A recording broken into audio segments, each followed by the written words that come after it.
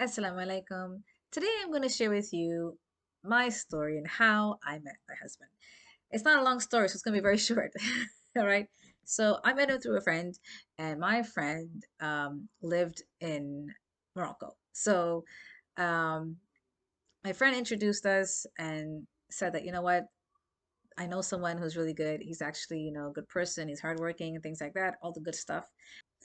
I was at the time visiting Morocco with my mom. So when I was there, I got introduced, and then I came back to my country where I was residing. And most of the communication from that point was through Skype um, at the time, WhatsApp, and email. And that was about 95% of our communication. And we communicated like that for like several months. And then after a while, we decided that, you know what, things going pretty good. And then we decided to get married. Before that happened, though, I had used to have a really long list of what I was looking for in someone, like about this long, and I ended up cutting that really small, okay, into the most important things. And when I did, I also did a lot of research at the same time about marriage and about divorce, which is also very important, by the way, and about how it's like when you get married, and from Islamic lectures and things like that I was listening to. And so I got all these questions, I put them together, and I started sending these questions over to him. So there was a few barriers in the way while communicating, and one of them was the communication barrier. Because he speaks Arabic, French, and basic English. I only speak English. So at the time, it was like, really trying hard to get the words out and communicating to him to make sure he understood what I was saying, and vice versa. But he did make a lot of extra effort into or enhancing his English skills. And he's a very brilliant person, so he enjoys reading and learning. So he ended up, taking the time to, enhance his English skills, which he did very good at.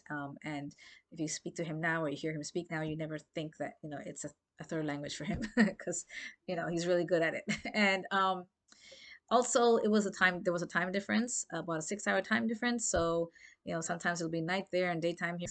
Culture wasn't so much of a problem, but it was something that you would have to consider, like, when it came to like specific things that you were looking into to finding out about life and how life would be like, right? Because he's adjusted to different things and I'm adjusted to different things. These are things that we had to talk about. One thing I have to mention is that a lot of people would see this as an opportunity to just leave, or to say that, you know what, I'm not going to go through this because it's too time consuming, right? It takes a lot of time to go through the time difference of talking to someone, and also trying to understand each other because of the language barrier. And that was the opposite for us. We actually made the time to communicate. And communicating is the most important thing, one of the most important thing besides religion, right? Communicating was one of the most important thing, because no matter where you're from, no matter what race you are, no matter what background you come from, if you can't communicate with somebody, you're going to have a ton of problems, right? And if you can't communicate whatever you want to say to the person, or whatever ideas you have, or what you're expecting beforehand, you're going to run into problems after you get married. Trust me, because you don't want to have that, right? You want to make sure everything is good. And so because we made that effort, it showed that both of us had that important thing in there, that important skill there.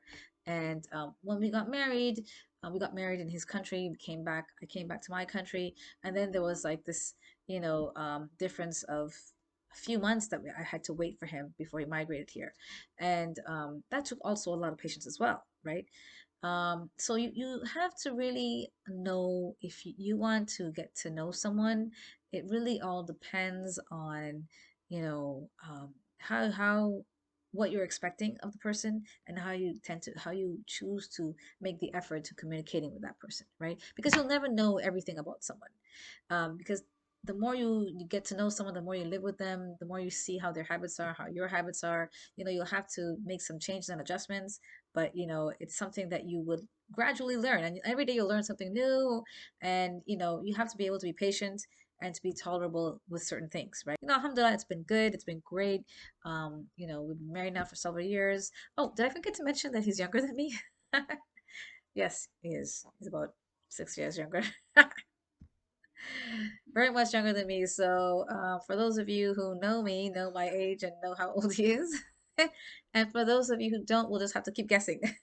So, but yes, The fact that he's Arab, the fact that he's younger, the fact that he was far away, all these things, a lot of people will probably see as a barrier, but it wasn't. And you know what? It just goes to show you that you never know where you'll meet someone, how you'll meet them, and when you'll meet them. So you really have to keep that patience in there. It took me a very long time to find someone, and Alhamdulillah, I did.